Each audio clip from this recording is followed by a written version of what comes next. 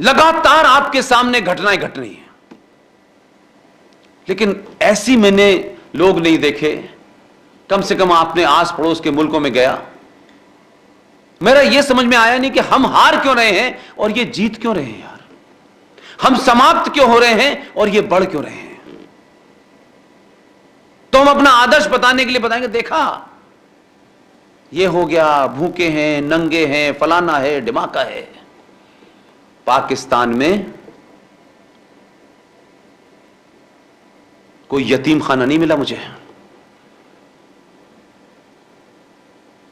भूखे नंगे बच्चे नहीं मिले मुझे। उस समाज ने उनका भी इंतजाम करा हुआ है। वो गलत है, सही है, यह एक अलग इशू है।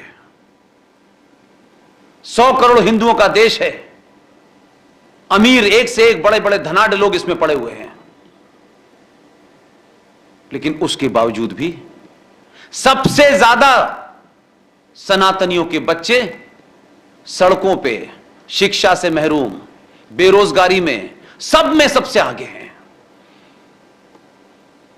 क्योंकि तो सरकार का काम है नौकरी देना। यह हमने नहीं बताया कि सरकार की पूरे देश में अगर सरकारी नौकरी दे भी दे, 100% भी दे दे, तो भी 3 से 3.5 करोड़ से लोग ज्यादा सरकारी नौकरी में नहीं है। और हमने उसके ऑल्टरनेट नहीं ढूंढे कि इसके ऑल्टरनेट क्या है। अब हमने एक नया ऑल्टरनेट ढूंढ लिया, क्योंकि उसमें हमारी भूमिका नहीं है।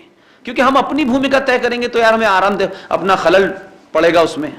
शाम की किट्टी पार्टी मिस करनी पड़ेगी हमको। खामखा 2 लोगों के सामने हम ऐसी भाषा में बात करेंगे तो कोई इधर मुंह बना के चला जाएगा, कोई उधर मुंह चला जाएगा कि शर्मा जी की बीवी ऐसे बात करती है, वो तो बड़ी कट्टर हैं, वो बड़े बड़े एक्सट्रीमिस्ट हैं, ये तो हिंदूवादी हैं। हम इन शब्दों से डरते हैं, इसलिए किसी बात को कहते नहीं हैं।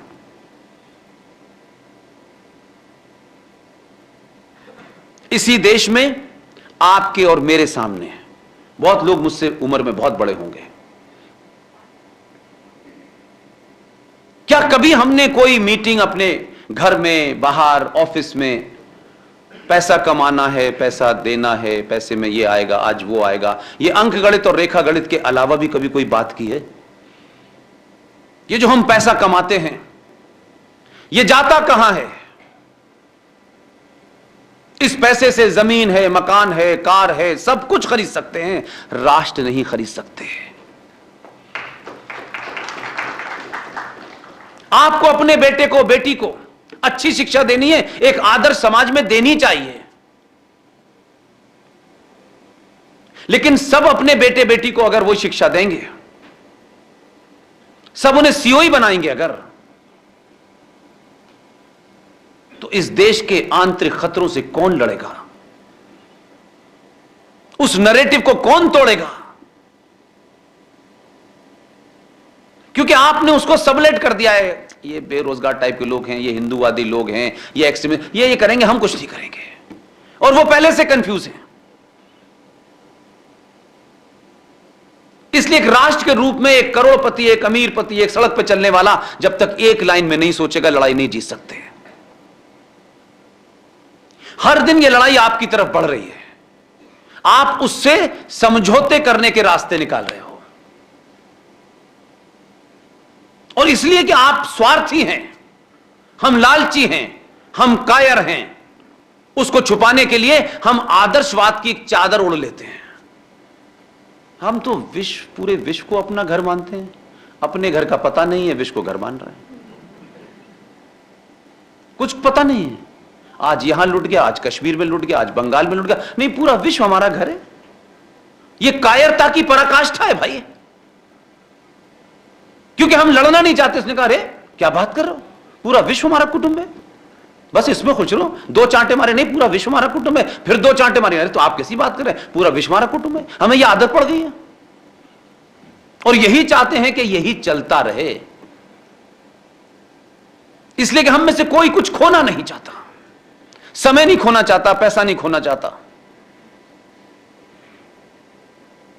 उसके कारण हो सकता है शायद उड़ती उड़ती कुछ खबरें आपको मिलती हों, लेकिन हम डिस्कस ही नहीं करते। और एक वर्ग है वो लगातार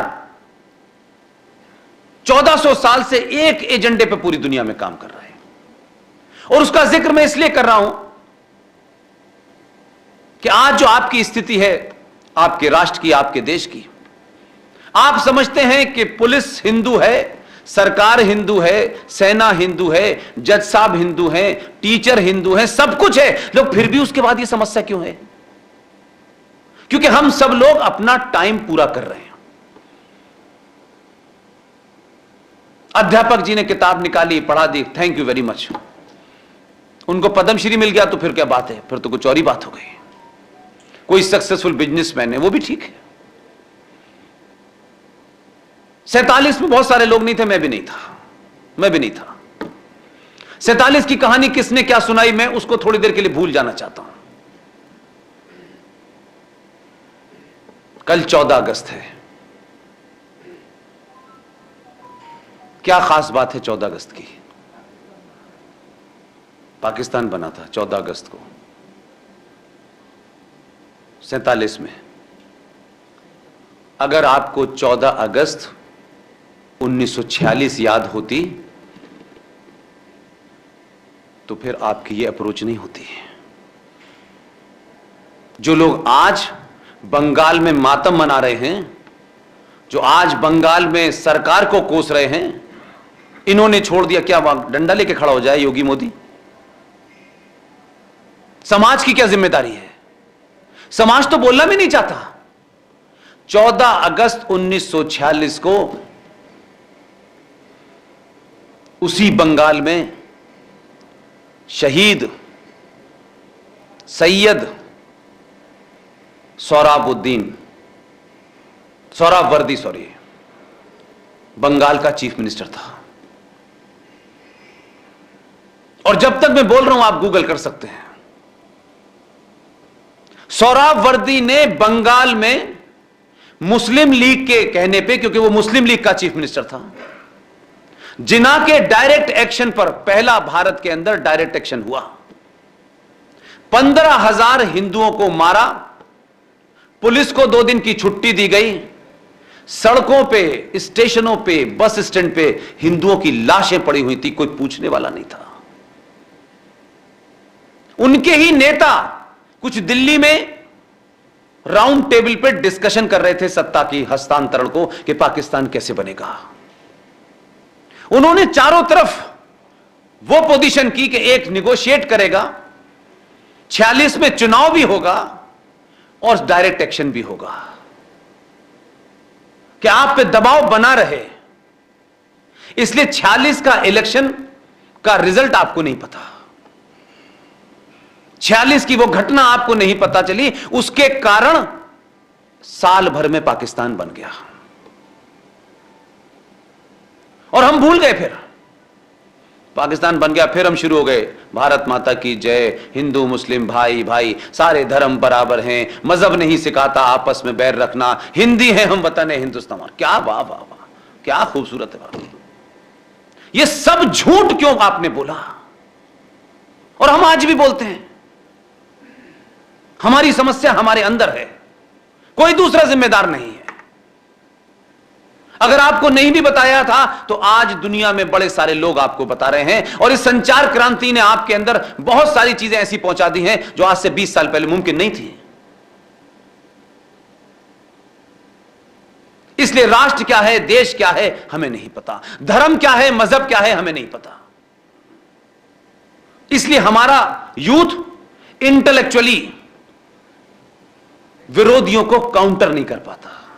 इसमें कोई हिंदू मुस्लिम की बात नहीं है, इसमें इस बात का ज्यादा जिक्र है कि आपके दुश्मन ने नैरेटिव बनाए, 21 लाख लोगों की लाशों पे यह देश बटा, भारत बना, और हम 47 के बाद से हमने एक झूठा और मक्कारी का नारा लगाया, सारे धर्म बराबर हैं।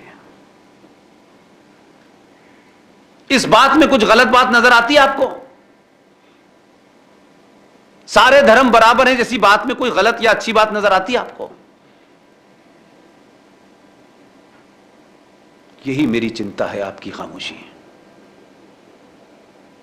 अगर बीमारी का इलाज और बीमारी नहीं पता होगी तो इलाज कभी डॉक्टर नहीं कर सकता, आप भी नहीं कर सकते।